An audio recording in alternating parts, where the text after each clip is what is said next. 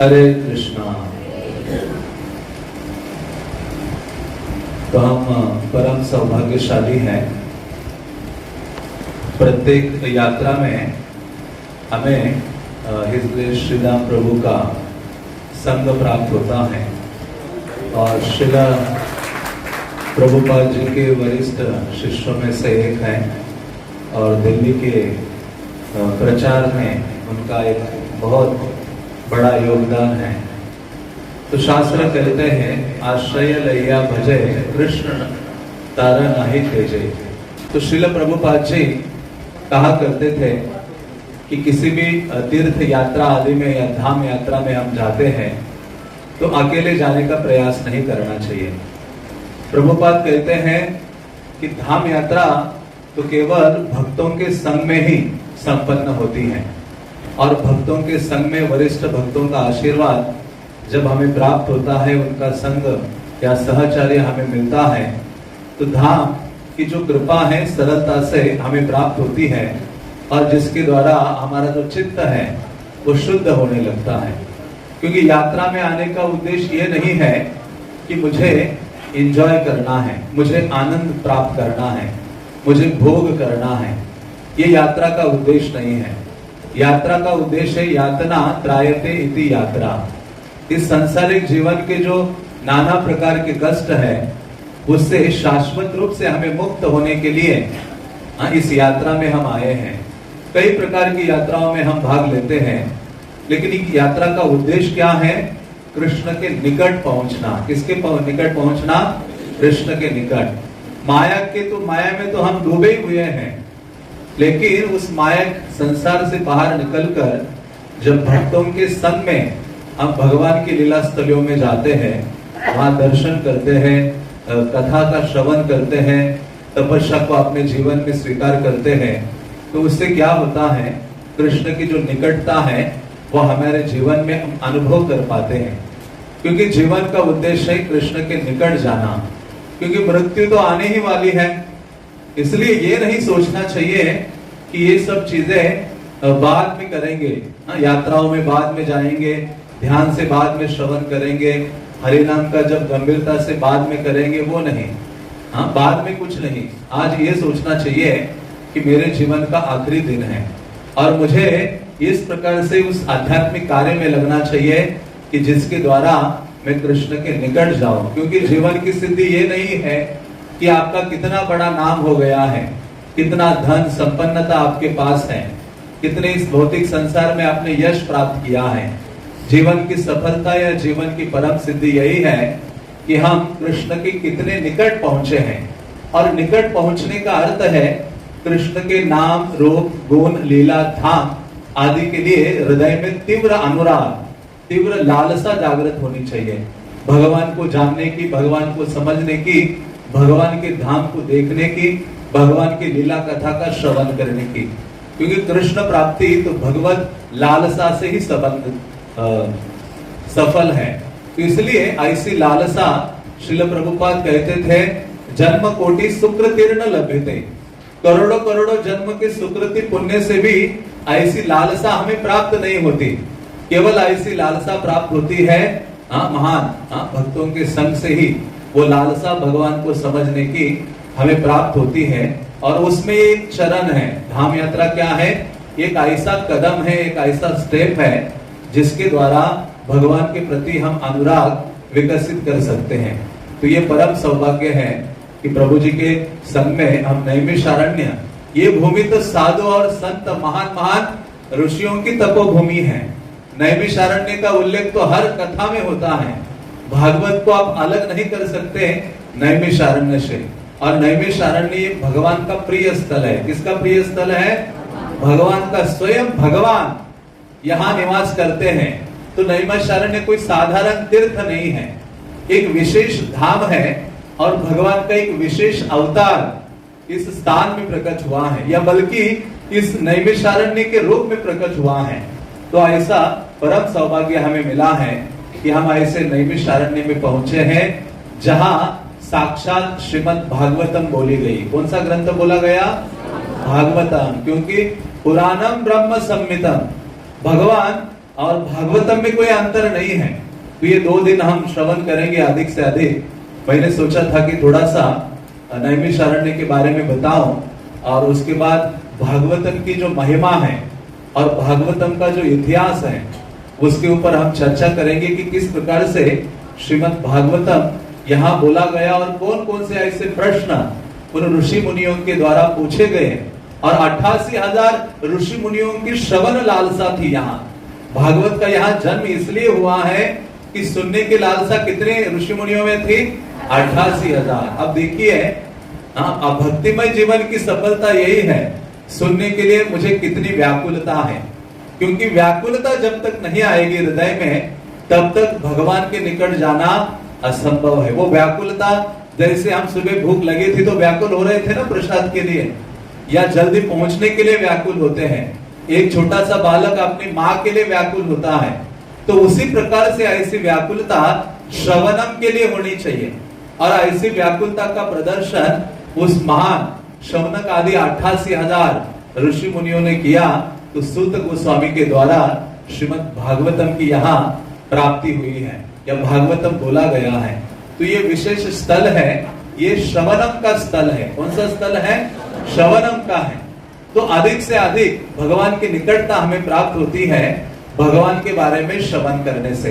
भागवतम में आपने सुना होगा कि ब्राह्मण पत्नियां थी वृंदावन में, और वो ब्राह्मण पत्नियों ने केवल कृष्ण और बलराम के बारे में सुना था, कभी देखा नहीं था। जब कृष्ण बलराम गोचारण करने के लिए वनों में गए तो उनके सखाओं को, कृष्ण बलराम को भूख लगती है, तो भगवान को निवेदन करते, कृष्ण कहते जाओ, अब जाओ, जो ब्राह्मण है वहां यज्ञ कर रहे हैं, स्वाहा स्वाहा, उनसे जाकर कुछ अन्न भोजन मांगो। तो ये सखागण बलराम आदि जाते हैं, तो वो ब्राह्मण उनको भगा देते हैं। और जब वापस कृष्ण बलराम के पास आते हैं तो कृष्ण कहते हैं अभी आप उन ब्राह्मण पत्नियों के पास जाओ, वो मेरी महानतम भक्त है, उनके पास जाकर उनसे याचना करो कि आप हमें कुछ भोजन दीजिए, हम भूखे हैं। तो भगवान के जो गोप सखा है वो जाते हैं उस यज्ञ पत्नियों के पास। तो जो यज्ञ पत्नियां थी, ब्राह्मणों की पत्नियां, यज्ञ के लिए बहुत सारे व्यंजन उन्होंने बनाए थे। और जैसे कृष्ण बलराम का नाम सुनती है व्याकुल हो उठती है भगवान को मिलने के लिए, देखने के लिए, और सारे सुवर्ण थाल में नाना प्रकार के व्यंजन भर देती है, सजा देती है और अपने सर में रख के निकल पड़ती है जहां कृष्ण बलराम ब्रज के वनों में विचरण कर रहे थे गौओं के साथ। तो जब वहां पहुंचे तो भगवान को देखती रह गई, कृष्ण बलराम को इतनी आनंदित हो गई, गदगद हो गई, और सारे जो व्यंजन हैं उनके सखाओं को दिए, कृष्ण बलराम को दिए। और थोड़े समय के बाद जब जाने का समय हुआ तो ये जाने के लिए तैयार नहीं थे। वो कहते नहीं नहीं हे प्रभु, अभी हम उस घर में नहीं जाएंगे जहां आपका दर्शन नहीं है, आपका श्रवण आदि नहीं है, तो आप वहां नहीं जाएंगे, हम तो आपके संग में ही रहेंगे, आपको ही निरंतर आपका दर्शन करते रहेंगे। तो भगवान ने वहां बहुत सुंदर शिक्षा दी है। भगवान कृष्ण उन यज्ञ पत्नियों को कहते हैं कि हे यज्ञ पत्नियों, कि मेरे संग में रहने से भी श्रेष्ठतम क्या है? मेरे बारे में श्रवण करना। मेरे दर्शन से भी श्रेष्ठतम क्या है? मेरे बारे में श्रवण करने से मेरी संगति की जो अनुभूति व्यक्ति को होती है वो सर्वोच्च है। इसलिए आप मेरे सन्निकट रहेंगी तो भी मेरी निकटता आपको अनुभव नहीं होगी। मेरी निकटता आपको अनुभव होगी यदि आप अपने स्थान में रहकर मेरे बारे में निरंतर चर्चा करती हो, मेरे बारे में अपने कानों के द्वारा कथा लीला आदियों का श्रवण करती हो, वो मेरी निकटता आप अधिक अनुभव कर सकती हो। तो इस प्रकार से भगवान वहां स्थापित करते हैं कि दर्शना ध्याना मया भावानुकीर्तना, कहते कि मेरा, भगवान कहते मेरा ध्यान करना और भाव में आकर मेरा कीर्तन करना, मेरी लीला कथा को श्रवण करना, ये मेरे दर्शन से भी क्या है? श्रेष्ठतम है। तो इसलिए वास्तविक लीला स्थलियों का, धाम का दर्शन तो कानों से होता है। आप देखिए कोई भी तीर्थ स्थान में जाते हैं तो वहां कई प्रकार की अव्यवस्था हमें दिखती है जो लगता है कि, लेकिन जब हम श्रवण करते हैं तो ऐसे लगता है कि वृंदावन के अंदर हमने प्रवेश किया, ब्रज के बारे में सुनते हैं, भागवत आदि को सुनते हैं, कृष्ण की लीला कथा को सुनते हैं, तो वो तीव्रता अनुभव करते हैं। तो इसलिए कृष्ण कहते हैं भगवान की निकटता और भगवान की अनुभूति निकट हमें अनुभव करनी है, तो वो है श्रवणम के द्वारा। तो इसी प्रकार से यहाँ ये जो नैमिषारण्य है, ये विशेष विशेष स्थान है, क्योंकि भगवान यहाँ विशेष रूप में प्रकट हुए थे, और भागवतम के रूप में तो प्रकट हुए ही थे, क्योंकि भागवतम कितने स्थानों में बोला गया है। भागवतम सबसे पहले बोली गई थी ब्रह्मा को भगवान के द्वारा, चतुर्श्लोकी भागवत, और फिर उसी भागवतम को बद्रिक आश्रम में नारद मुनि ने व्यासदेव को सुनाई। फिर व्यासदेव ने जब उसको सीखा, तो उसी व्यासदेव ने अपने पुत्र शुकदेव गोस्वामी को बद्रिक आश्रम में श्रवण कराए, और वही भागवतम आगे चलकर परीक्षित महाराज को शुक ताल में किसने सुनाई? शुकदेव गोस्वामी ने। और वहां शुकदेव गोस्वामी जब सुना रहे थे परीक्षित महाराज को, तो सूत गोस्वामी ध्यान से सुन रहे थे, और वो सूत गोस्वामी आगे चलकर यहाँ आते हैं, वहां से दिल्ली से यहाँ आते हैं, और 88,000 शौनक आदि ऋषियों को श्रीमद् भागवतम इसी स्थान में वर्णित करते हैं। और यही श्रीमद् भागवतम वृंदावन में भी बोली गई है। जब द्वारका जलमग्न हो जाती है, तो द्वारका में भगवान की सारी रानियां को लेकर नारद जब इधर आते हैं ब्रज में, तो वहां कुसुम सरोवर के निकट उद्धव के द्वारा सारी रानियां भागवतम का श्रवण करती है, और गोलोक वृंदावन की उसी क्षण उसी स्थान में प्राप्ति करती है। तो ऐसा ये बहुत परम अद्भुत और महत्वपूर्ण स्थलिया है, जहां श्रीमद् भागवतम बोला गया। मानो भागवतम साक्षात कृष्ण का ये प्राकट्य स्थली है। तो इस प्रकार से ऐसे विशेष स्थल में आने का हमें सौभाग्य प्राप्त हुआ है, जहां सूत गोस्वामी ने शौनक आदि ऋषियों को ये जो दिव्य ज्ञान है श्रीमद् भागवतम का, वो वर्णित किया था। और ऐसे भागवतम का श्रवण करने के लिए श्रील प्रभुपाद जी हमें सदैव प्रेरित करते थे। तो ऐसा ये नैमिषारण्य धाम, मैंने कई बार कई यात्राओं में कहा है, धाम का अर्थ क्या है? प्रभुपाद भागवतम के 4 स्कंद में लिखते हैं, धाम शब्द का अर्थ है जहां भगवान निवास करते हैं। उस स्थान को क्या बोला गया है? धाम बोला गया है। और जिस स्थान में भगवान के नाम, रूप, गुण, लीला, इन 4 चीजों की चर्चा होती है, भक्त लोग आपस में मिलते हैं, इस 4 चीजों के मंथन करते हैं, चर्चा करते हैं, सुनते हैं, उस स्थान को भी क्या बोला गया है? धाम। क्योंकि भगवान कहते हैं, यत्र गायन्ति मद भक्ता तत्र तिष्ठामि नारद। हे नारद, जहां मेरे भक्तगण मिलकर मेरी लीला कथा का चर्चा करते हैं, वहां मैं उपस्थित होता हूं। तो भगवान यहाँ उपस्थित है, जहां उनकी हम चर्चा छेड़ देते हैं, चर्चा करते हैं। तो इस प्रकार से ऐसा नैमिषारण्य वो धाम है, जहां भगवत कथा या भगवत चर्चा भरी हुई है। तो ऐसे भगवान तो कई रूपों में प्रकट हुए हैं, और उसमें से जैसे भगवान जगत के उद्धार के लिए पर्वत के रूप में प्रकट हुए। वो कौन सा रूप है भगवान का? गिरिराज गोवर्धन के, गोवर्धन के रूप में होते हैं। और भगवान जल के रूप में प्रकट होते हैं। उसको कहा गया है गंगा। क्या कहा गया है? गंगा, जगत का उद्धार करने के लिए। और भगवान वृक्ष के रूप में प्रकट होते हैं। भक्ति सिद्धांत सरस्वती उसको कहते हैं चैतन्य भागवत में वृक्ष अर्चा अवतार। भगवान का जैसे अर्चा अवतार होता है विग्रह रूप में, जिनकी हम आराधना करते हैं मंदिरों में, भक्ति सिद्धांत सरस्वती कहते हैं कि भगवान का वृक्ष अर्चा अवतार है। और वो कौन सा है? तुलसी महारानी। कौन सा है? तुलसी महारानी साक्षात भगवान ही है, भगवान से अभिन्न है। इसलिए चैतन्य भागवत में या चैतन्य चरितामृत में कहते हैं, दारु जल रूपे कृष्ण प्रकट संप्रति, दर्शन स्नाने करे जीवे रमुकति।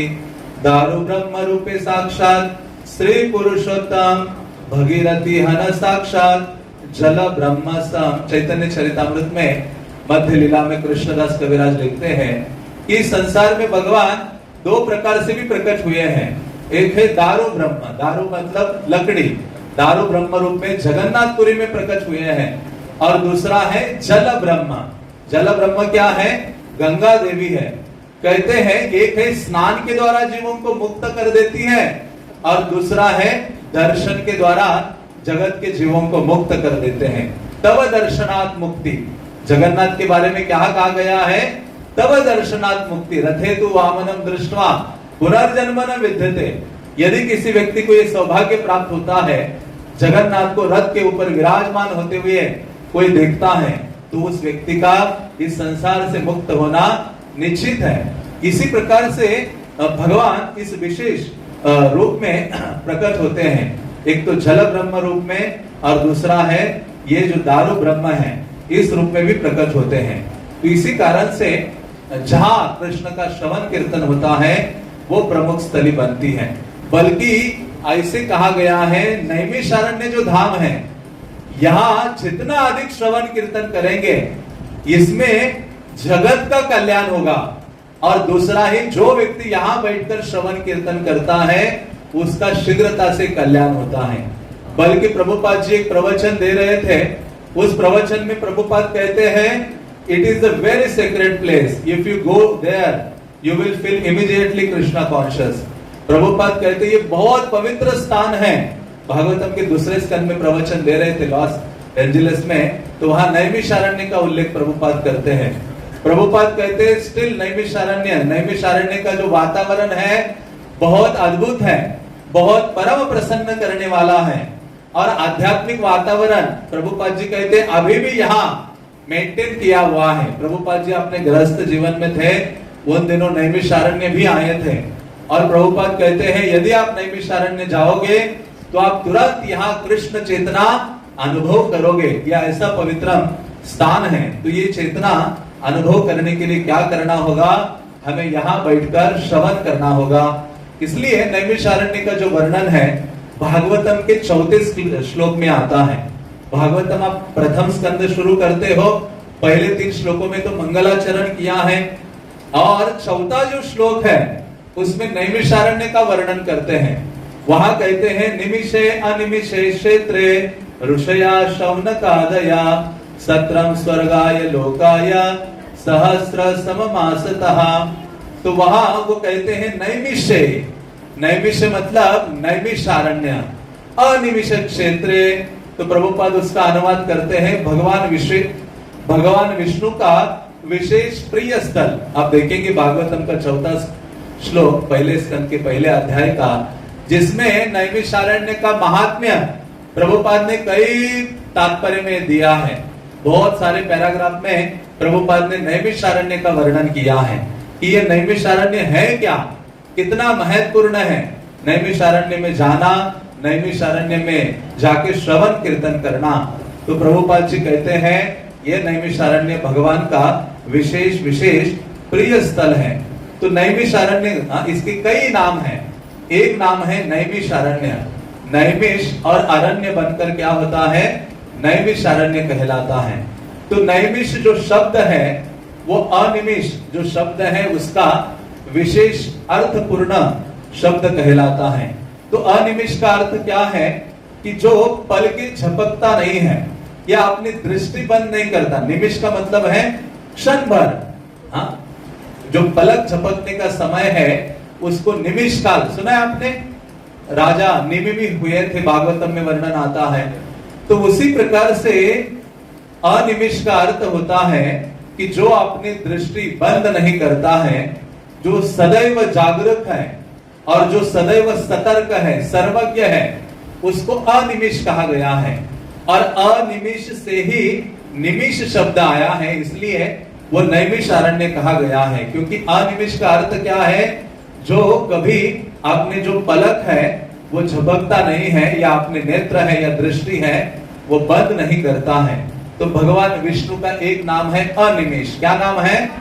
भगवान विष्णु के जो विष्णु सहस्त्र नाम है उसमें भगवान के 1000 नामों का वर्णन है, जिसमें इस नाम का वर्णन आता है नैमिषारण्य से संबंधित भगवान के नाम का। उस श्लोक में कहते हैं विष्णु सहस्त्र नाम के 23वें श्लोक में, गुरुर्गुरुर्तमो धाम सत्य सत्य पराक्रम निमिषो अनिमिष स्रग्वी वाचस्पति उदारधि। तो यहाँ कहते हैं कि ये जो अनिमिष है, ये जो स्थल है नैमिषारण्य, ये भगवान विष्णु का प्रिय स्थल है जहाँ भगवान निवास करते हैं। तो पहला नाम है इस स्थान का नैमिषारण्य। दूसरा नाम है अनिमिष क्षेत्रे। क्या नाम है? अनिमिष। अनिमिष का अर्थ मैंने बताया कि भगवान कभी अपने पलक झपकते नहीं है, हाँ, इसलिए अनिमिष अनिमिष क्षेत्र यहाँ कहा गया है, क्योंकि यहाँ भगवान विष्णु सदैव निवास करते हैं। तो ये जो अरण्य है, नैमिष अरण्य, अरण्य का मतलब है जंगल, तो भगवान यहाँ जंगल के रूप में अवतरित हुए हैं। कौन से रूप में? हाँ, जैसे गोवर्धन पर्वत के रूप में भगवान प्रकट हुए, जल के रूप में, गंगा के रूप में प्रकट हुए, वृक्ष के रूप में क्या है? तुलसी। तो कोई पूछे भगवान अरण्य के रूप में प्रकट है क्या, कोई फॉरेस्ट? तो शास्त्र कहते हैं वो स्थान है नैमिष अरण्य। कौन सा स्थान है? हाँ, भगवान हमारे उद्धार के लिए, हमारे कल्याण के लिए यहाँ एक अरण्य के रूप में प्रकट हो गए, इसलिए इस स्थान का नाम नैमिष अरण्य कहा गया है। और इसको अनिमिष क्षेत्र इसलिए भी कहते हैं, भगवान कहते हैं ये बड़ा प्रिय मेरा स्थल है, और यहाँ भगवान शाश्वत रूप से निवास करते हैं। और भगवान तुरंत, यहाँ कोई भगवान को प्रार्थना करता है, याचना करता है, तो भगवान तुरंत प्रतिसाद, तुरंत आदान प्रदान करते हैं। हाँ, उसकी इच्छा की पूर्ति करने के लिए एक क्षण लगाते नहीं प्रकट होते हैं। इसलिए भी ये कहा गया है, अनिमिष का अर्थ है कि भगवान अपने पलक नहीं झपकते, लेकिन निमिष शब्द का अर्थ है पलक झपकने का जो समय होता है, क्षण। तो यहाँ जो भी हम प्रार्थना करते हैं भगवान को, वो भगवान तुरंत रिस्पॉन्ड करते हैं, एक क्षण में रिस्पॉन्ड करते हैं। कितने क्षण में? एक क्षण में। कोई हम प्रार्थना यहाँ करते हैं, भगवान टाइम नहीं लगाते कि अरे आप करते रहो, मैं बाद में तुम्हें प्रतिसाद दूंगा या बताऊंगा। कहते कि यहाँ जो भी आप आध्यात्मिक कार्य करते हैं, भगवान को प्रार्थना करते हैं, तो एक क्षण में भगवान उसका उत्तर प्रदान करने के लिए तत्पर रहते हैं। क्योंकि वराह पुराण में कहा गया था कि यहाँ इस स्थान में भगवान ने एक क्षण नहीं लगाया, अपने भक्त के लिए एक असुरों का वध कर डाला, इसलिए ये विशेष स्थली है निमिष। इसलिए यहाँ रिक्शाओं में भी लिखा हुआ है नैमिष, मतलब क्षण भर का टाइम नहीं लगाते भगवान, यहाँ तुरंत प्रकट हो जाते हैं। तो ऐसे कहा गया है। वराह पुराण में बहुत एक सुंदर कथा आती है, जिसमें वर्णन आता है कि सत्ययुग में एक महान राजा थे सुप्रतीक, और उनकी दो रानियां थी, जिनका नाम था विद्युत प्रभा और कांतिमती। तो इनको कोई संतान नहीं थे। तो ये जो राजा है अपने रानियों के समय चित्रकूट जाते हैं, वह पर्वत कामदगिरी, हम पिछली बार कहा गए थे। अब कौन कौन गए थे चित्रकूट? आप में से काफी लोग थे। तो चित्रकूट में ये राजा पहुंचे थे, और वहां जाकर वहां दुर्वासा मुनि निवास कर रहे थे। तो जब ये राजा गए तो वहां ये प्रार्थना करने के लिए वहां पहुंचे थे राजा, और दुर्वासा मुनि की पूजा की, आदर सम्मान दिया, आराधना की, दुर्वासा को प्रार्थना की। और उस समय इंद्र भी आ गए अपनी सेना के साथ। दुर्वासा मुनि सामने खड़े थे, राजा सुप्रतीक थे, और इंद्र ऐसे एक जगह खड़े होकर दुर्वासा मुनि को देख रहे अपनी सेना के साथ। तो जब दुर्वासा मुनि ने देखा काफी देर कि इतना बड़ा इंद्र राजा होकर भी, हाँ, स्वर्ग का राजा है, मेरा आदर सम्मान नहीं कर रहा है, मेरी पूजा आराधना नहीं कर रहा है, तो दुर्वासा मुनि ने उनको शाप दिया इंद्र को कि हे इंद्र, एक समय आएगा अपने जीवन में आपके कि आपको अपना जो इंद्र पद है, स्वर्ग में जो तुम आसक्त हो वहां रहने के लिए, इतने ऐश्वर्य का भोग कर रहे हो, उस स्थान को तुम्हें छोड़ना पड़ेगा और किसी अन्य जगह जाकर निवास करना पड़ेगा। तो ऐसा शाप दुर्वासा मुनि देते हैं। तो जो राजा वहां सुप्रतीक बैठे थे, जिनके हृदय में इच्छा थी कि मुझे तो कोई पुत्र नहीं है, संतान नहीं है, मुझे कोई पुत्र प्राप्त हो जाए, तो उस समय दुर्वासा मुनि ने कहा एक बलशाली पुत्र तुम्हें प्राप्त होगा, और उसका नाम होगा दुर्जय। क्या नाम होगा? हाँ, जिसको जय करना बहुत कठिन होगा।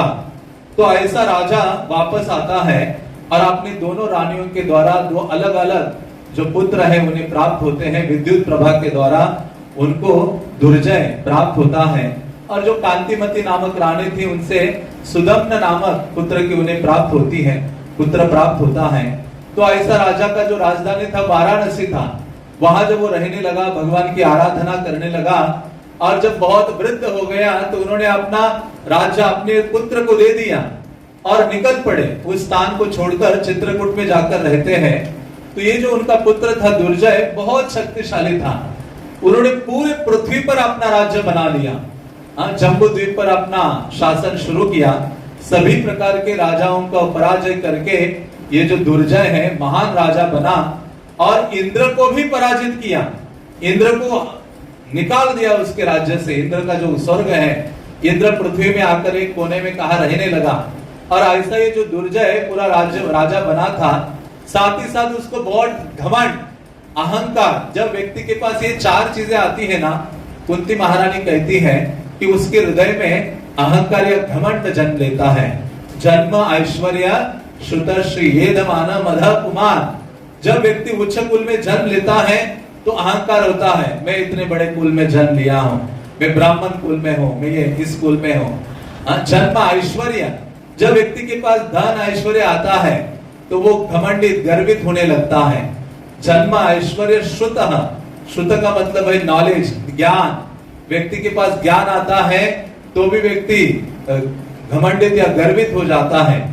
और चौथी चीज कुंती महारानी कहती है सुंदरता। तो वो कहती है कि ये चार चीजें हे कृष्ण आपके शरण में जाने के लिए एक प्रकार की बाधा है, क्योंकि इनके कारण व्यक्ति के अंदर सरलता से अहंकार आ जाता है। इसलिए आपके भक्तों की शरण नहीं स्वीकारता, ना आपकी शरण ग्रहण करता है, इसलिए वो योग्य नहीं है आपकी सेवा करने के लिए। तो इसी प्रकार से ये जो राजा का पुत्र था दुर्जय, इतना अहंकार घमंड आ गया कि सब जगह उसने पराजित करना शुरू किया सबको। और ऐसे ही भ्रमण करते करते वो इस स्थान में आप पहुंचता है जहां आप बैठे हो। वो शिकार करने के लिए यहाँ निकल पड़ा अपनी सेना के साथ, और कई जगह शिकार करते करते करते उसको एक स्थान दिखाई दिया, एक कुटिया दिखाई दी, और उस वहां एक महान मुनि निवास कर रहे थे जिनका नाम था गौरमुख। क्या नाम था? गौरमुख मुनि, जिनके कारण ये नैमिषारण्य है।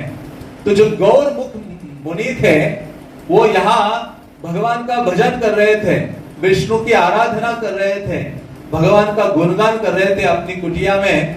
और ये जो मुनि थे उनकी विशेषता थी कि जितने भी सज्जन व्यक्ति हैं, मुनिजन हैं, ऋषिगण हैं, उनकी रक्षा करते थे। और जो पापी तापी व्यक्ति है, जो दूसरों को परेशान करने वाले लोग हैं, उनको हमेशा दंडित किया करते थे।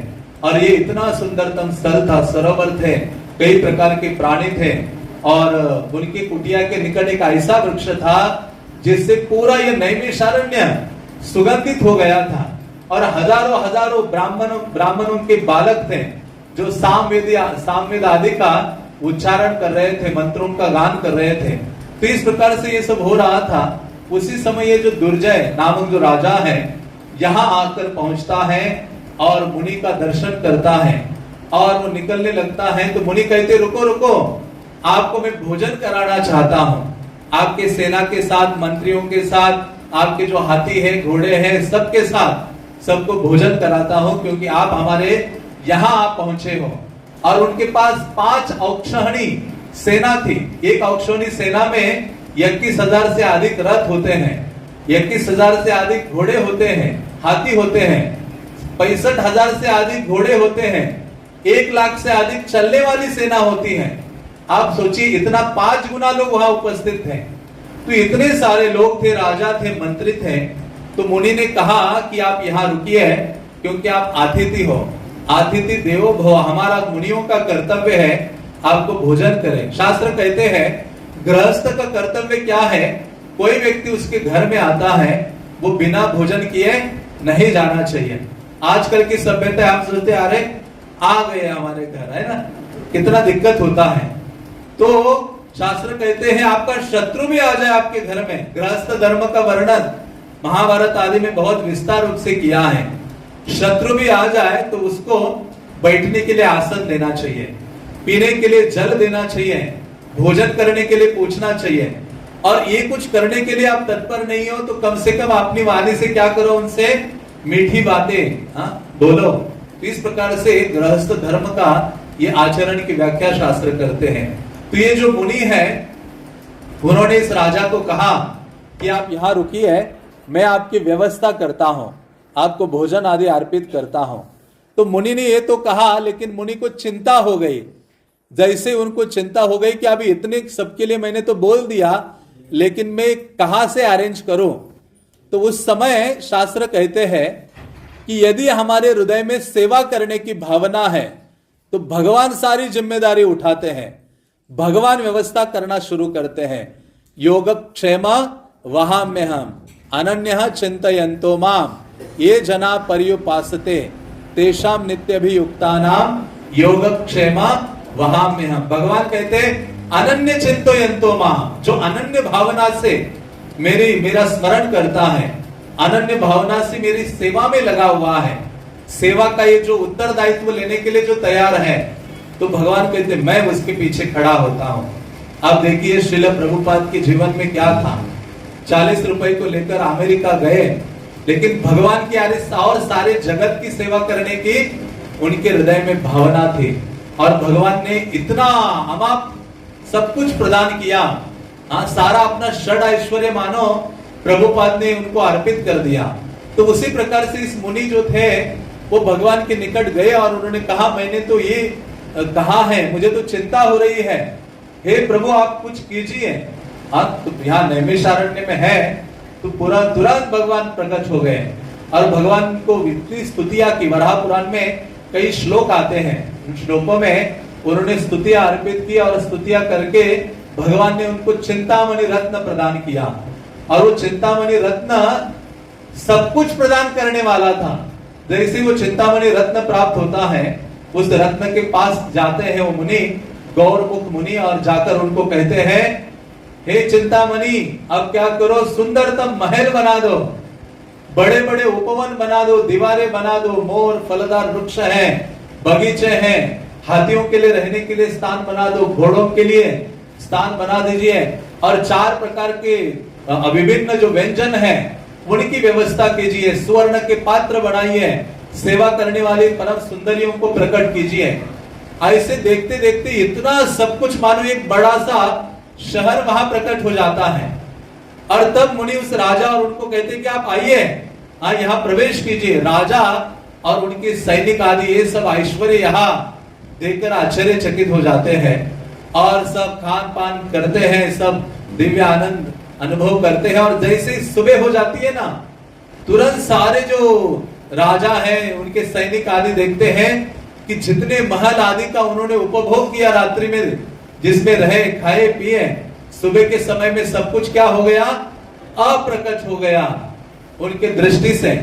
जैसे ही उन्होंने ये देखा और फिर मुनि से याचना करते हैं और उनको प्रार्थना करके राजा निकल जाते हैं। थोड़ी दूर जाते हैं तो राजा के हृदय में लोभ जागृत होता है। वास्तव में हमारे सारे दुख का कारण ये भौतिक लोभ है। उपदेशामृत में कहा गया है ना, अत्याहार प्रयास अच्छा। तो उसी प्रकार से व्यक्ति इस भौतिक जगत में कभी संतुष्ट नहीं है। वहां जब बलि महाराज ने भगवान वामन रूप में आकर बलि महाराज को कहते हैं कि हे बलि महाराज मुझे कितनी पग भूमि चाहिए, 3 पग भूमि चाहिए। बलि महाराज कहते आप मेरा अपमान कर रहे हो, मैं तो कितना कुछ दे सकता हूं, हाँ आप मुझे बस 3 पग भूमि मांग रहे हो। भगवान वामन देव कहते बटु ब्राह्मण है, कहते जो ब्राह्मण अपने जो आवश्यक चीज है उससे संतुष्ट नहीं है, जो लोभी व्यक्ति है उसको जगत का सारा धन दे दो तो भी वह संतुष्ट नहीं हो सकता। इस लोभ के कारण हम व्याकुल हैं, लोभ के कारण इस सांसारिक कष्ट में पड़े हुए हैं। जैसे बंदर को पकड़ा जाता है तो नारियल होता है, जो कच्चा नारियल होता है, उसके अंदर क्या करते हैं, छोटा सा छेद करके उसके अंदर मूंगफली भरी जाती है और बंदर जाकर अपना हाथ उसमें डाल देता है। और जब डाल देता है तो जब मूंगफली को अपने हाथ में लेता है तो हाथ की साइज अंदर बढ़ जाती है, तो बाहर नहीं निकाल पाता। वो पूरा प्रयास करता है और वो इसलिए वो पकड़ा जाता है और फिर हमेशा के लिए गले में रस्सी डालकर उसको घुमाते हैं। यदि वो उसको पकड़े ही ना और छोड़ दे उन मूंगफलियों को तो मुक्त हो सकता है। तो उसी प्रकार से ये जो राजा है इसके अंदर लोभ जागृत हो गया। पूरे पृथ्वी का राजा था, धन संपदा ऐश्वर्य, लेकिन देखा मुझसे ज्यादा ये किसके पास है? मुनि के पास है। क्या अद्भुत चीजें थी इसके पास, कहां से ये सब लाया है? उसके पास जो वस्तु है वो मुझे चाहिए, और वही उसकी मृत्यु का कारण बनी। इसलिए कहते हैं मनुष्य जीवन में समय बहुत महत्वपूर्ण है। चाणक्य पंडित ने कहा है, आयुष्य क्षण युगोपी, आयुष्य का जो एक एक क्षण है बहुत मूल्यवान है। करोड़ों करोड़ों धन संपदा हम दे दें तो जीवन का एक क्षण वापस नहीं ला सकते। तो इसलिए क्या करना चाहिए? अपने समय का उपयोग करना चाहिए। व्यक्ति इतना कमाने में लगता है, सेठ जी बनकर वो अपने पुत्र के लिए, उसके पुत्र के लिए और 4 पीढ़ियों के लिए कमाना चाहता है। कहता आगे वालों को दुख नहीं होना चाहिए, लेकिन अभी के लोग कहते तुम पहले कब मरोगे? हाँ, जो कमाया है उसका हम उपभोग कैसे करेंगे? हाँ, पुत्र बहू आदि सब कुछ इस प्रकार से सोचते हैं इस भौतिक संसार में। तो इस प्रकार से उस राजा ने अपने मंत्री को भेजा और उन्होंने कहा जाओ और मुनि के पास क्या वस्तु है। तो जाता है और देखता है मुनि के पास तो एक चिंतामणि है, और वो राजा को बताता है। राजा कहते हैं अपनी सेना लेकर जाओ और उनको कहो कि जो भी ये मणि है वो राजा का होना चाहिए, राजा का अधिकार है, आप देने के लिए तैयार हो जाओ। तो फिर सारी सेना को लेकर उनका जो मंत्री है वो आता है और अपनी सेना को आगे करके वो जो मुनि और कई सारे अन्य ऋषि मुनि, यहाँ नैमिषारण्य की ये घटना है, यहाँ उपस्थित है।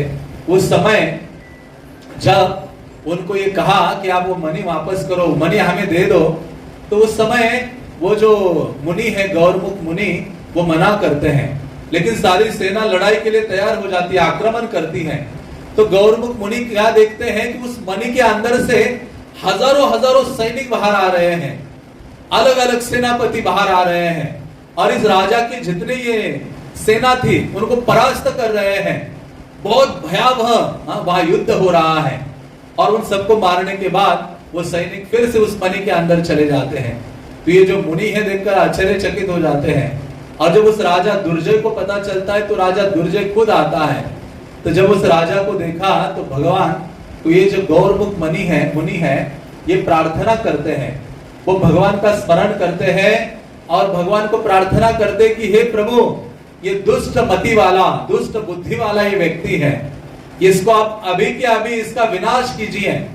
तो भगवान इधर ही नैमिषारण्य में ही जो चक्र तीर्थ है, भगवान एक क्षण तुरंत प्रकट हो जाते हैं, और ऐसा कहते हैं तुरंत प्रकट होकर अपने सुदर्शन की सहायता से जो दुर्जय मुनि आदि उनकी जो सेना थी उनको एक निमेष काल, निमेष काल मतलब पलक झपकने का जो समय है उसको निमेष काल कहा जाता है। एक निमेष काल न लगाते हुए या इतना समय लगाते हुए भगवान ने क्या किया? उस आसुर का विनाश कर दिया। और इसलिए एक निमेष के भीतर भगवान ने उस आसुर का विनाश किया, उस कार्य को संपन्न किया। तो भगवान ने फिर इस स्थान का नाम नैमिषारण्य रखा। भगवान कहते हैं उवाच निमिषेनेदं निहतं दानवं कुलम् अरण्यस्मे तत्स्वयं नैमिषारण्य संगीतम। तो भगवान कहते हैं इस वन में दानवों के इस विशाल परिवार को मैंने एक निमेष में ही नष्ट कर दिया है। इसलिए हे गौरमुख मुनि, इस स्थान का नाम क्या होगा? नैमिषारण्य होगा। भविष्यांति यथार्थो वै ब्राह्मणानां निवेशनम अहम च यज्ञ पुरुषा ये तस्मिन् वन गोचरे। कहते हैं भविष्य में यहाँ ब्राह्मणों का निवास होगा और यहाँ बहुत बड़े बड़े विशेष यज्ञ किए जाएंगे। तो इस प्रकार से भगवान कहते हैं, और भगवान कहते हैं अहम च यज्ञ पुरुषः ये तस्मिन् वन गोचरे, मैं यहाँ निवास करूंगा यज्ञ पुरुष के रूप में, और यहाँ सदैव यज्ञ होना चाहिए।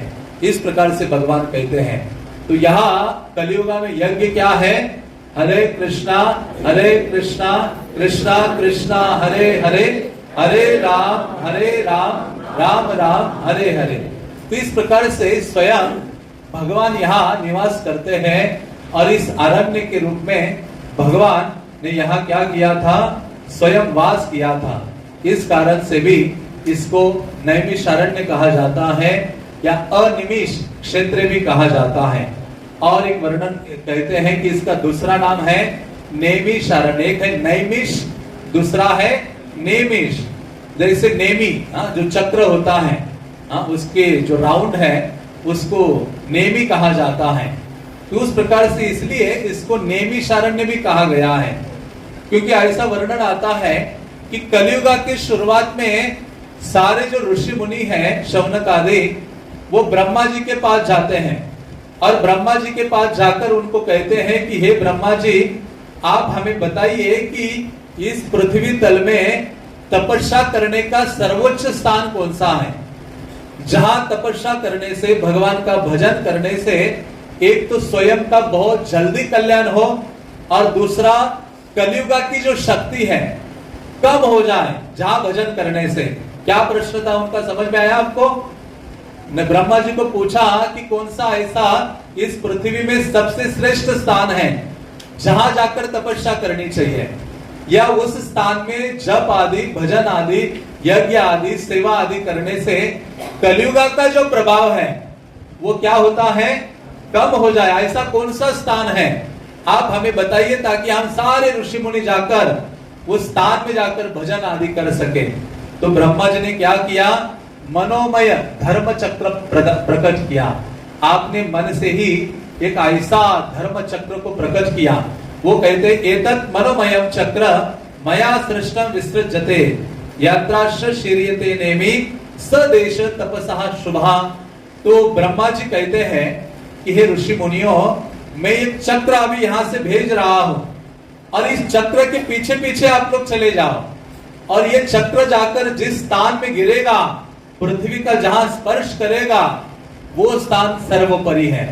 वो स्थान तपस्या के लिए, भजन आदि के लिए, यज्ञ सत्र करने के लिए सर्वोत्कृष्ट है। तो उन्होंने कहा आप चले जाइए। तो आगे कहते इत्युक्त्वा सूर्य संकाशम चक्रम सृष्ट्वा मनोमयम प्रणिपत्ते महादेवम विससर्ज पितामह। तो ये ब्रह्मा जी ने बोलने के बाद सूर्य के समान तेजवान वो जो चक्र है ब्रह्मलोक से निकलकर पृथ्वी की ओर आता है। तो ये देखकर सारे जो ऋषि मुनि थे वो ब्रह्मा जी को प्रार्थना करते हैं, उनको प्रणाम करते हैं और इस जगत में आते हैं। ते पीरिष्टतमा विप्रा प्रणम्य जगतां प्रभु प्रययुक्तस्य चक्रस्य यत्र नेमि विशीर्यतः तद्वनं तेन विख्यातम नैमिषं मुनि पूजितम। तो ये वायु पुराण में वर्णन आता है इन श्लोकों का, जिसमें कहा गया है कि फिर इस स्थान में आकर वो चक्र यहाँ गिर जाता है, स्थिर हो जाता है। अभी हम दर्शन करने के लिए जाएंगे। जो चक्र तीर्थ है, जो ब्रह्मा जी ने भेजा हुआ चक्र जिस स्थान में आकर गिरता है, जिसपे स्थिर होता है, वही स्थान ये चक्र तीर्थ कहलाया, या ये नैमिषारण्य। ब्रह्मा जी ने कहा ये नैमिषारण्य बनेगा। तो इस प्रकार से ये जो स्थान है ब्रह्मा जी कहते हैं सर्वोत्तम स्थान है। यहाँ आकर क्या होगा, भजन करेंगे तो तुरंत जिस प्रकार से भगवान ने एक क्षण में आसुरों का वध किया, उसी प्रकार से शास्त्र कहते हैं हमारे हृदय में बहुत सारे आसुर हैं। कौन कौन से आसुर हैं? षड रिपु हैं, काम, क्रोध, लोभ, मोह, मद, मात्सर्य आदि नाना प्रकार की गंदगियों से ये आसुरिक जो गुण है, भगवत गीता में दैवी संपदा और आसुरी संपदा का वर्णन है। जो आसुरी गुण है हमारे हृदय में, वो कहते हैं कि नैमिषारण्य में आप भगवान के नामों का उच्चारण करते हो, कथा का श्रवण करते हो, गीता का पाठ करते हो, भागवतम का पाठ करते हो, तो तुरंत ही टाइम नहीं लगेगा, क्षण में ही हमारे हृदय से ये जो आसुरिक प्रवृत्तियां हैं वो नष्ट हो जाती है। बल्कि क्या हुआ, जब ब्रह्मा जी ने ये चक्र भेजा नीचे, इतने तेज गति से आ रहा था कि स्थान को भी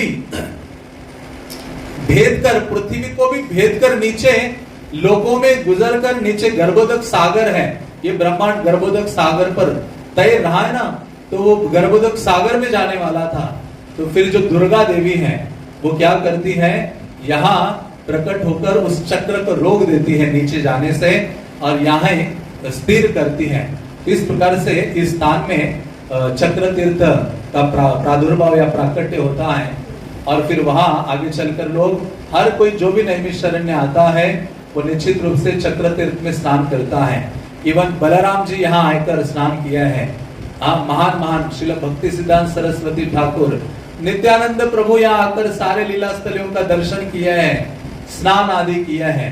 तो ऐसा विशेष ये स्थान है नैमिषारण्य, जिसका वर्णन कई सारे पुराणों में हमें प्राप्त होता है। और ये चौथा नाम है इसका नीमसार। क्या नाम है? लोकल भाषा में यहाँ नीमसार इसे कहा जाता है। तो ऐसा कहा गया है कि नैमिषारण्य का प्राकट्य जब ब्रह्मा जी ने ब्रह्मांड की, जब भगवान ने ब्रह्मांड की उत्पत्ति की थी, उसी के साथ साथ ये नैमिषारण्य भी प्रकट हुआ था। सत्य युगा का ये पहला प्रकट तीर्थ है। क्योंकि ये जितने भी तीर्थ हैं, जैसे आपको पता है कि भगवान की जो मूर्तियां हैं, विग्रह है, उनमें इस सृष्टि के सबसे पहले विग्रह रूप में भगवान प्रकट हुए हैं। तो कौन सा विग्रह है? रंगनाथ जी का। कौन सा विग्रह है? तो उसी प्रकार से जो सबसे पहला तीर्थ इस जगत में, इस सृष्टि में प्रादुर्भाव जिसका हुआ या प्रकट हुआ, वो कौन सा है? नैमिषारण्य तीर्थ है। इसलिए यहाँ भगवान अरण्य के रूप में है। इससे इस भगवान का ये कौन सा स्वरूप है? अरण्य स्वरूप है। कौन सा स्वरूप है? याद रहेगा आपको। जल का स्वरूप कौन सा है भगवान का? वृक्ष का स्वरूप कौन सा है? और पर्वत का स्वरूप कौन सा है? उसी प्रकार से अरण्य का स्वरूप कौन सा है? नैमिषारण्य। इसलिए शास्त्र कहते हैं भगवान का ये अरण्य स्वरूप है। भगवान मतलब भगवान प्रकट हुए हैं हमारे कल्याण के लिए। आप सोचिए कितने करुणामय हैं। कोई कहे कि अरे भगवान का दर्शन नहीं हो रहा है, जब गोवर्धन खड़े हैं, कभी भी जब वहां कोई भीड़ की जरूरत नहीं है, लाइन लगाने की जरूरत नहीं, कोई वीआईपी दर्शन की जरूरत नहीं है, गोवर्धन के रूप में भगवान खड़े हैं। उसी प्रकार से यहाँ किस रूप में है? अरण्य, जंगल के रूप में। ये जो स्थान है 130 किलोमीटर की परिधि शास्त्र वर्णन करते हैं। तो ऐसा ये विशेष स्थान है। और स्त्री संप्रदाय जो रामानुजाचार्य के जो अनुयायी हैं, उस संप्रदाय में कहा जाता है कि जिस प्रकार से ब्रह्मा ने सबसे पहले ब्रह्मा के लिए प्रकट हुए थे रंगनाथ जी विग्रह रूप में, उसी प्रकार से ये नैमिषारण्य भी प्रकट हुआ है। तो श्री संप्रदाय में कहते हैं कि भगवान 7 स्थानों में प्रकट होंगे। और वो पहला स्थान वहां कहते हैं स्त्री मुष्णम, ये दक्षिण भारत में आता है। दूसरा है वेंकटाद्रि, वेंकटाचलपति जो तिरुपति बालाजी हैं। तीसरा है शालिग्राम, चौथा है तोटादाद्रि, और 5वां है पुष्कर, छठा है बद्रीनाथ, और 7वां है नैमिषारण्य। श्री रामानुजाचार्य कहते हैं भगवान इस 7 स्थानों में शाश्वत रूप से निवास करते हैं। तो ये विशेष स्थान है। यहाँ सारे 33 करोड़ देवता यहाँ उपस्थित है। कितने करोड़? यहाँ जंगल के रूप में भगवान है, तो सारे देवता यहाँ उपस्थित है। आपको किसी अन्य जगह जाने की जरूरत नहीं है।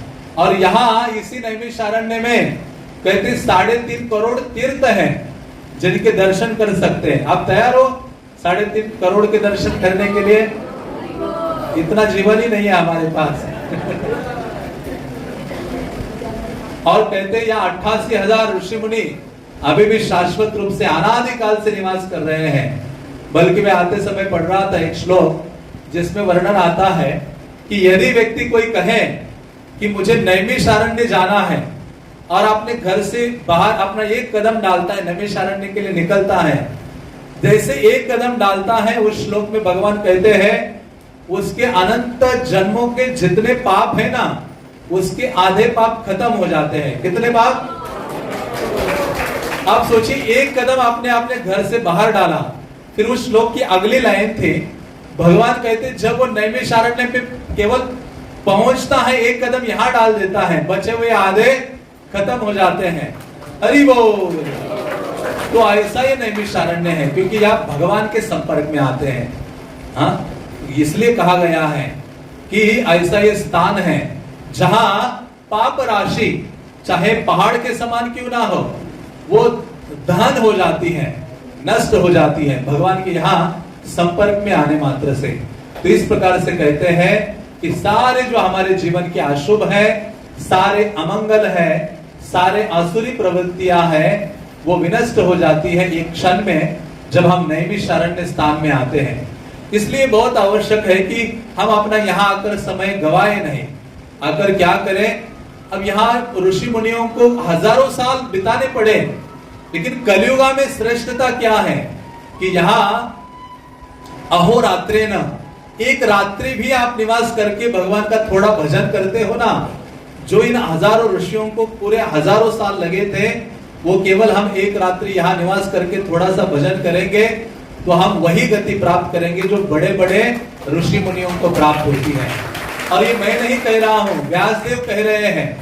व्यासदेव स्नान करते हुए कह रहे थे कलियुग धन्य है, श्रिया धन्य है।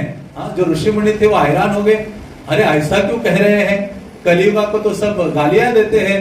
और इस प्रकार से तो फिर उन्होंने कहा कलियुगा में एक अहोरात्र, एक रात्रि भी या दिन में दिन भर व्यक्ति थोड़ा सा भक्ति का पालन करता है, भजन करता है, सेवा करता है, तो उसको वो गति मिलती है जो अन्य युगों में हजारों साल तपस्या करने के पश्चात व्यक्ति को प्राप्त होती है। कुछ वर्णन ये भी आता है कि भगवान ने जब गयासुर का वध किया था, और गयासुर भगवान, आप गया गए हो कभी, वह भगवान के शरण है, विष्णु पद, पाद गया उसको कहते हैं, और बद्रीनाथ को कपाली गया कहते हैं।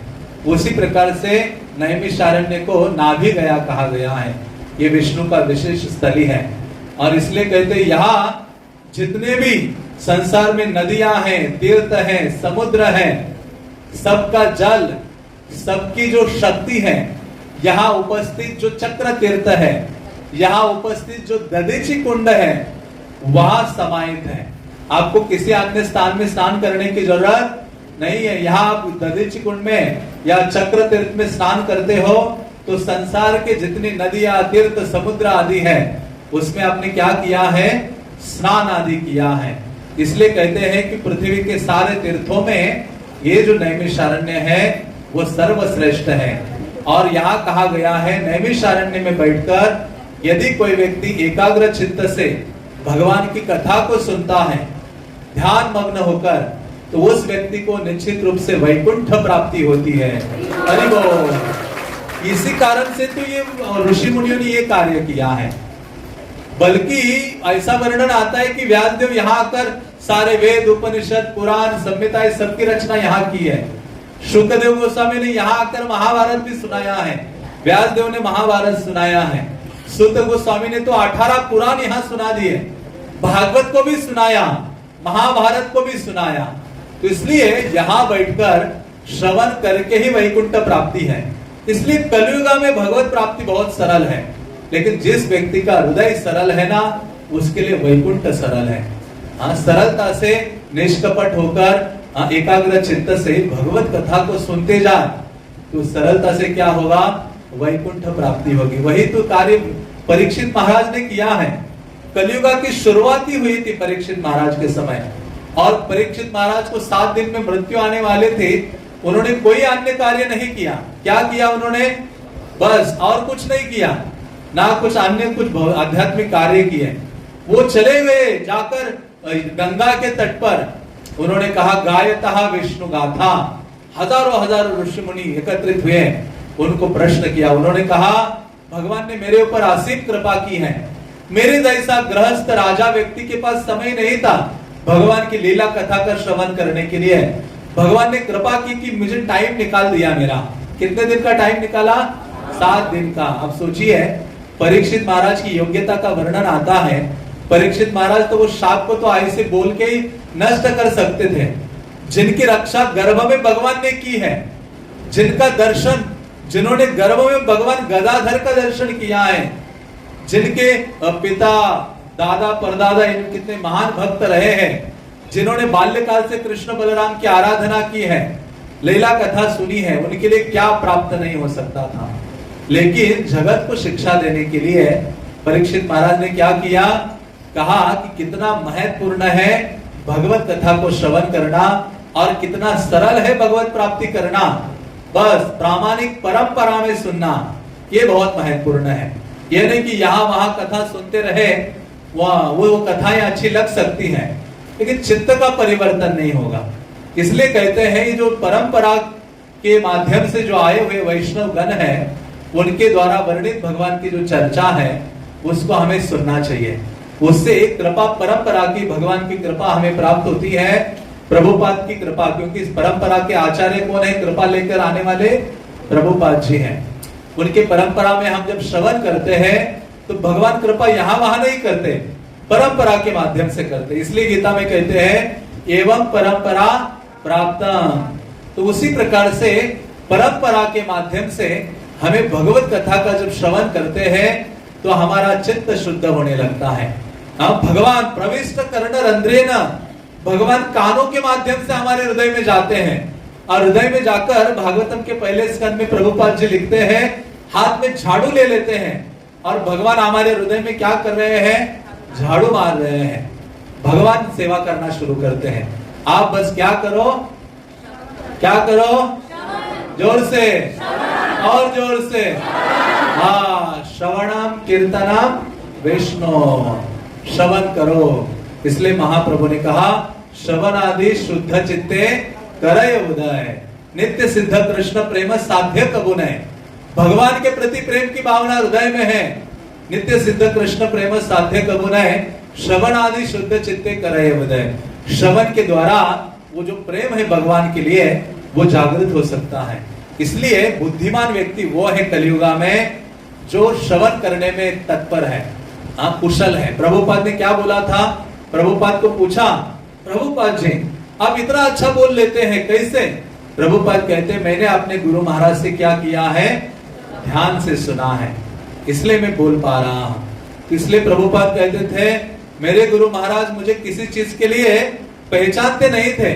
मैं इतना दान भी देता था। गौड़िया जो मठ था इलाहाबाद में, प्रभुपाद जी अपने गृहस्थ आश्रम में रहते थे, उस समय इतना दान देते थे, सब कुछ करते थे, कभी उस किसी अन्य चीज की प्रशंसा नहीं की, ना उस चीज के द्वारा प्रभुपाद जी को पहचान प्राप्त हुई। लेकिन प्रभुपाद जी कहते, मेरे गुरु महाराज कहते थे ये जो युवक है ना ये बड़ा गंभीरता से सुनता है, ये ध्यान से सुनता है। प्रभुपाद जी कहते थे यही मेरी पहचान थी। तो उसी प्रकार से परीक्षित महाराज ने भगवत प्राप्ति की श्रवणम के द्वारा और हमारे लिए वो स्वर्ण अवसर प्रदान किया है, बचा हुआ जीवन। हमें सोचना चाहिए मुझे भगवान ने सबसे बड़ा आशीर्वाद दिया है, सबसे सौभाग्य प्रदान किया है। कोरोना में मेरे ऊपर कोरोना नहीं किया, अच्छा हुआ। मैं नहीं चला, हम बचे हुए हैं ना जो कोरोना काल में जाने वाले थे, उन सबको बचाया है। किस लिए बचाया है? श्रवणम के लिए। किसके लिए? हाँ, तो ये अवसर हम गवा देंगे तो हम फिर से पुनरप जननम पुनरपि मरणम, ये संसारे बहु दुस्तारे, फिर से इस संसार में आना पड़ेगा। तो बचा हुआ जितना भी जीवन है प्रयास कीजिए, पागल की तरह भगवत कथा को सुनिए। भगवान ऐसे देखने लगेंगे इस भक्त को हुआ क्या है। 24 घंटे हमारे ब्रह्मचर्य आश्रम में भक्त स्नान करने के जा रहा है, बाथरूम में जा रहा है, रात्रि में सो रहा है, तो भी लेक्चर ऑन रहता है। हमेशा सुनते रहते भक्त लोग। तो इस प्रकार से ये बहुत महत्वपूर्ण है। प्रभुपाद के गुरु महाराज कहा करते थे भगवान को देखने का प्रयास मत करो, ऐसा कार्य करो कि क्या करे? भगवान आपको देखे। तो उसी प्रकार से है।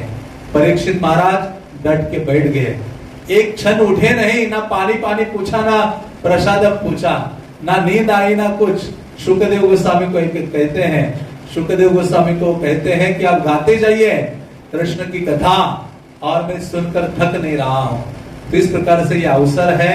कहते यहाँ बैठकर जो कृष्ण की कथा का श्रवण करता है उस व्यक्ति को वैकुंठ प्राप्ति निश्चित है। इसलिए नारद मुनि युधिष्ठिर महाराज को कहते हैं कि व्यक्ति को, युधिष्ठिर महाराज को बोला था नारद मुनि ने कि व्यक्ति को जरूर अपने जीवन काल में नैमिषारण्य जाना चाहिए, क्योंकि यहाँ भगवान हमेशा के लिए निवास करते हैं, भक्तों के साथ निवास करते हैं। यहाँ कथा जब होती है सूत गोस्वामी के द्वारा, भगवान यहाँ निवास करते हैं। तो इसलिए कहते हैं पृथ्वीयाम यानि तीर्थानि नैमिषेत्यानि भारतः। कहते सारे जो तीर्थ है पृथ्वी में उसमें सबसे महत्वपूर्ण तीर्थ कौन सा है? ये है। तो इसलिए कहा गया है कुरुक्षेत्रम कृते तीर्थम त्रेतायाम पुष्करम स्मृतः। कहते हैं कृते तीर्थम, कुरुक्षेत्र द्वापर युग का तीर्थ है, त्रेतायाम पुष्करम स्मृतः। त्रेता का तीर्थ कौन सा है?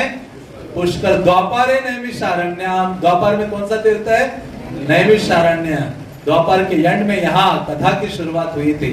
इसलिए नवखंडम कलो किलहा, और कलियुगा का तीर्थ कौन सा है? नवखंड, मतलब नवद्वीप धाम के। इस प्रकार से पुराणों में वर्णन आता है। तो टाइम तो हो गया है, कहने के लिए बहुत चीजें हैं।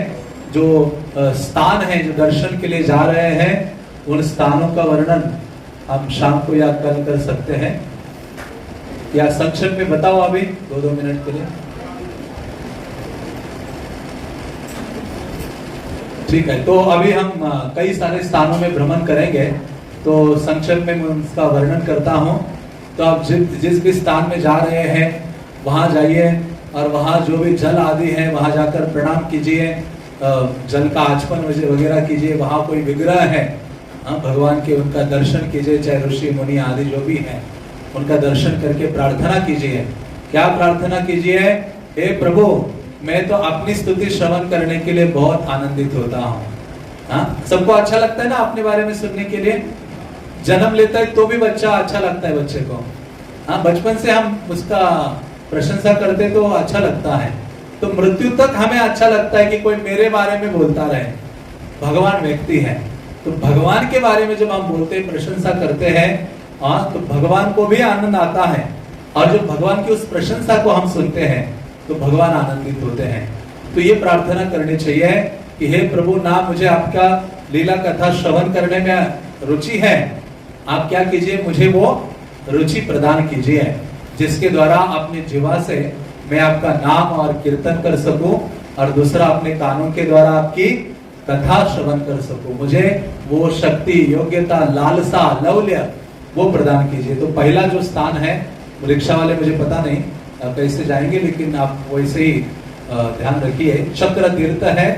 चक्र तीर्थ इस पूरे नैमिषारण्य का सबसे महत्वपूर्ण स्थल है, जो सबसे दर्शनीय, सर्वप्रमुख स्थल है।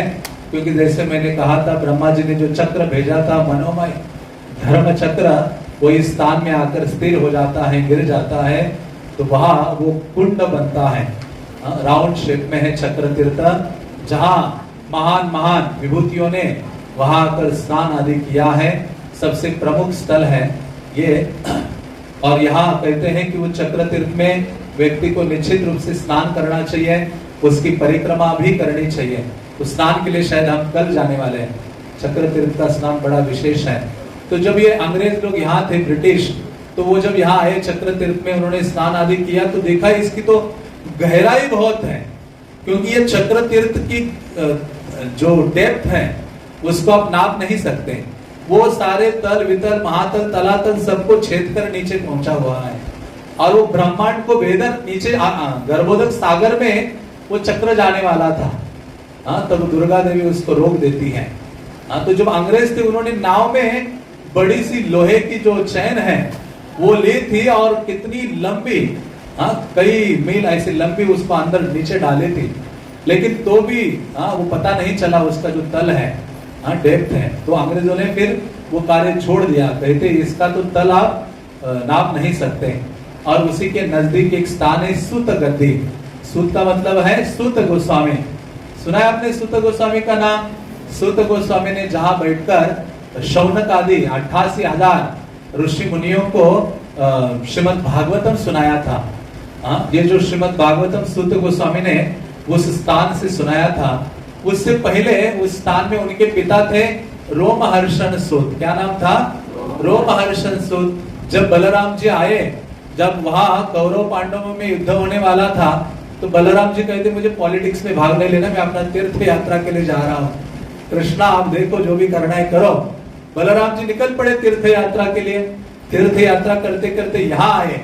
यहाँ आकर ये रोमहर्षण सूत कथा कर रहे थे, और बलराम जी साक्षात भगवान है, और वो भगवान सामने आए तो उनको आदर देने के लिए उठना चाहिए।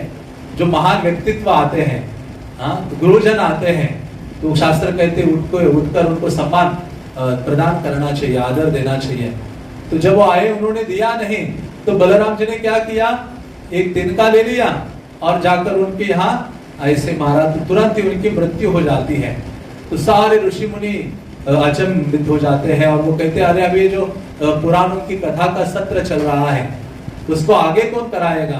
तो बलराम जी जो इनके ही पुत्र थे, उग्र श्रवासुत, सुत ही उनका उपाधि है। सुत मतलब जो पुराणों में दक्ष है, कथा सुनाने में दक्ष है। तो ऐसे सूत गोस्वामी जिनका नाम था उग्र श्रवासुत, उनके पिता थे रोमहर्षण सुत, तो उनको बिठाया गया और उन्होंने इसी स्थान पर क्या किया था, भागवत आदि कथाओं का श्रवण किया था, श्रवण कराया था। तो इस प्रकार से ये स्थान ये भी दर्शाता है कि जो घमंड है, कई बार अपनी योग्यताओं से हमारे हृदय में जो घमंड है, गर्व है, जन्म लेता है, जिसके द्वारा भगवान क्या करते हैं, हमें दंडित करते हैं। जैसे रोमहर्षण सूत को दंडित किया, तो इसलिए भगवान हमारे सब प्रकार की विचल स्थिति को सहन कर सकते हैं। लेकिन भगवान देखते हैं भक्तों के हृदय में गर्व, घमंड, अभिमान आता है, तो भगवान को वो सहन नहीं होता। भगवान या तो स्वयं उसको दंड देते हैं, या अपनी प्रकृति के द्वारा चकनाचूर करते हैं, या किसी जीव को, व्यक्ति को, या किसी अन्य को माध्यम बनाकर उसके घमंड को चकनाचूर करते हैं। तो इसलिए सदैव ये भाव रखना चाहिए, कौन सा, तृणादपि सुनीचेना तरोरपि सहिष्णुना अमानिना मान देना कीर्तनीय। तब हरिनाम हमसे होगा, तब भगवान का कीर्तन जीवा से होगा। चैतन्य महाप्रभु ने कहा ये तो गले में लॉकेट बनाकर पहनना चाहिए। ये श्लोक का क्या बनाना चाहिए, लॉकेट, जिसमें कहा है दृढ़ से भी अधिक विनम्र होना चाहिए, वृक्ष से भी अधिक सहनशील होना चाहिए, मान की अपेक्षा ना रहते हुए सबको मान प्रदान करने की भावना होनी चाहिए। इस प्रकार की भावना जब होगी, ऐसा व्यक्ति सदैव कृष्ण के नामों का कीर्तन कर सकता है, उसमें वो योग्यता आ सकती है। तो ये दूसरा स्थान है सूत गद्दी, तीसरा स्थान है व्यास गद्दी, जहां व्यास देव ने क्या किया था, जो अलग अलग दर्शन है, 18 पुराण है, ये सब चीजों का संकलन किया था। वह व्यासदेव, पराशर, शुकदेव गोस्वामी आदि के विग्रह हैं। और ऐसे कहा जाता है कि व्यासदेव ने इस स्थान में भी इन ग्रंथों की रचना स्वयं अपने हाथ से की थी, इसलिए इस स्थान को व्यास गद्दी कहते हैं। या तो कहते हैं कि एक समय में व्यासदेव ने शुकदेव गोस्वामी को इसी स्थान में श्रीमद् भागवत आदि का उपदेश प्रदान किया था। आज हम दधीची कुंड भी जा रहे हैं क्या?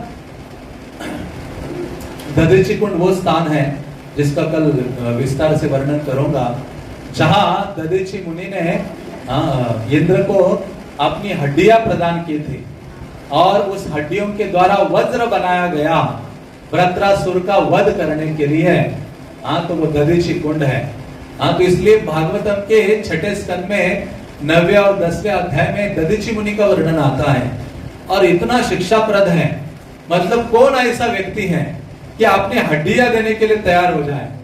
हम अपना बैग देने के लिए तैयार नहीं होते किसी को, मोबाइल तो दूर की बात है, और हड्डी मांगे तो फिर तो पूछो मत, महाभारत शुरू हो जाए। तो हड्डियां मतलब आप सोचे अपना जीवन खत्म कर रहे हो। लेकिन वहां इतने, कल में वो श्लोक पढ़ूंगा जो दधीची मुनि ने यहाँ वर्णित किया है, ये वहां ही वर्णन किया है। तो दधीची मुनि ने अपना शरीर ही मानो दान दिया है दूसरों के हित के लिए। ये है एक्चुअली जीवन। जितना स्वार्थमय प्रवृत्ति रखकर जीवित रहता है व्यक्ति, उतना ही दुखी रहता है।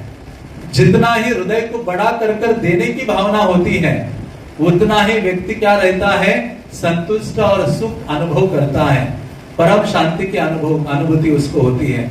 तो ऐसे दधीची मुनि ने ये सब आए देवतागण, उनसे वो मांगा अपना हड्डियां दे दीजिए। मेरुदंड, रीढ़ की जो हड्डी है, ये रीढ़ की हड्डी में कुछ हो जाता है तो हम एक जगह बैठ जाते हैं। दधीची मुनि ने विचार नहीं किया। वो कहते अरे ये शरीर क्या है, एक दिन कृमि, कीट, पतंग खाने वाला है, चलने वाला है, मांस, रक्त आदि से बना गंदा ये शरीर है। पारक के धन संग्रह, ये दूसरों का, यदि दूसरों के हित में ना आ जाए तो ऐसे शरीर का क्या लाभ। पशु केवल अपने लिए जीता है, मनुष्य जीवन पाकर धन्य वही व्यक्ति है जो दूसरों के कल्याण के लिए जीवित रहता है। नहीं तो मृत्यु के समय में, वृद्धावस्था के समय में यह शरीर आपसे छीना जाता है।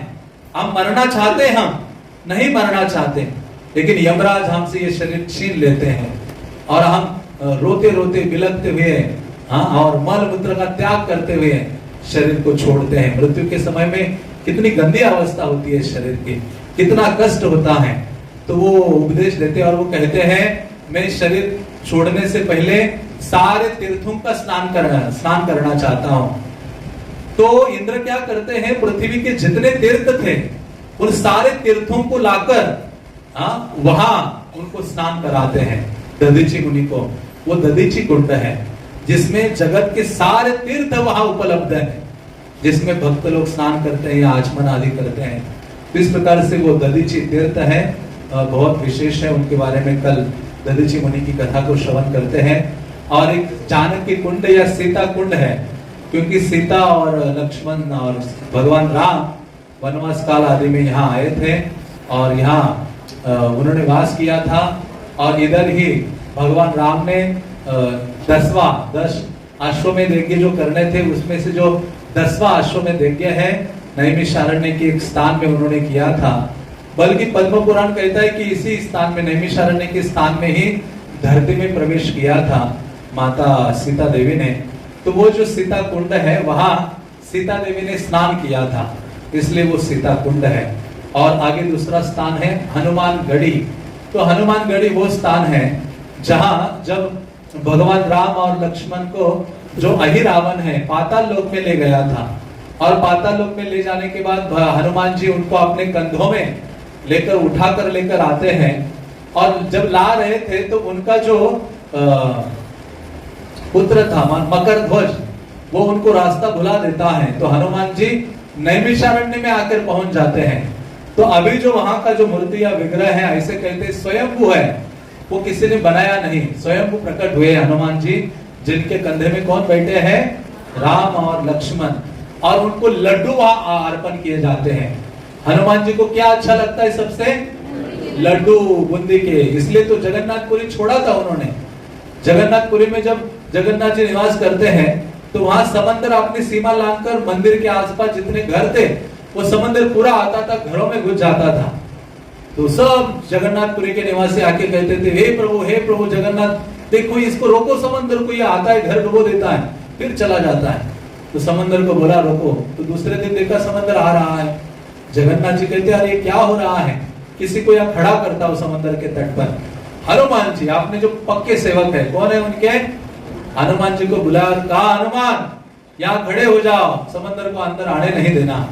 तो हनुमान जी खड़े हो गए, 1 2 दिन 10 दिन, और उनको कहाँ की याद आने लगी, अयोध्या की। कहाँ की, और अयोध्या में भी जो लड्डू हैं उसकी याद आने लगी, अयोध्या की कम, लड्डू की ज्यादा।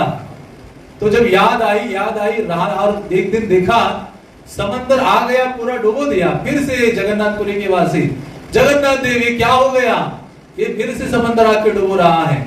उन्होंने कहा हनुमान जी को खड़ा किया था, वो कहाँ चला गया। कई बार हम होते ना, भक्त को प्रसाद हम सेवा के लिए खड़ा करते, वो देखते कि वो प्लेट लेके बैठा हुआ है।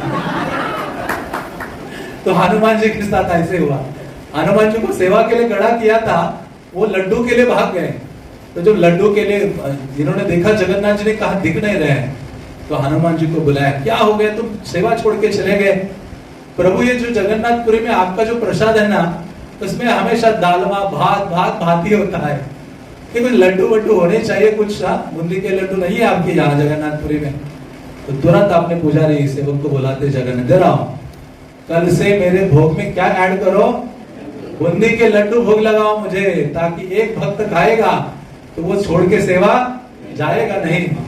तब से आज भी आप जाओ, साइज छोटा है। मैं तो हनुमान का स्मरण करके जब भी जगन्नाथपुरी जाता हूँ, हनुमान जी की याद में एक छोटा सा लड्डू लेकर खाकर आता हूँ, हनुमान की ये लीला भूलता नहीं हूँ। तो हनुमान जी फिर वहां रहने लगे, तब से उन्होंने छोड़ा नहीं है। तो इसलिए यहाँ भी जब आए हैं तो यहाँ क्या खाते हैं, वो लड्डू खाते हैं। तो ये हनुमान गढ़ी है, एक पंच पांडव निवास है, वनवास काल में पांडव यहाँ निवास किए थे। 8वां स्थान है श्री भगवान राम का यज्ञ स्थल है, जहाँ सिद्धेश्वर महादेव है। ये विशेष स्थल है जब भगवान राम स्वयं बैठकर अपना जो 10वां अश्वमेध यज्ञ है वो उन्होंने वहां किया था। वहां सिद्धेश्वर महादेव का देवालय है। और प्रभुपाद जी के जो गुरु महाराज है श्रील भक्ति सिद्धांत सरस्वती महाराज, जिन्होंने यहाँ गौड़िया मठ की स्थापना की, श्री परमहंस गौड़िया मठ, राधा कृष्ण और चैतन्य महाप्रभु की उन्होंने स्थापना की। वहां उन्होंने नाम रखा गुरु गौराम और राधा विनोद विलास। राधा कृष्ण का नाम क्या है, राधा विनोद विलास। इस प्रकार से भक्ति सिद्धांत सरस्वती महाराज यहाँ 1925 में आए थे। अब सोचिए, अभी हम आने में इतना ही होते हैं, 1925 में, और हम कब आए हैं? हाँ, सोचिए।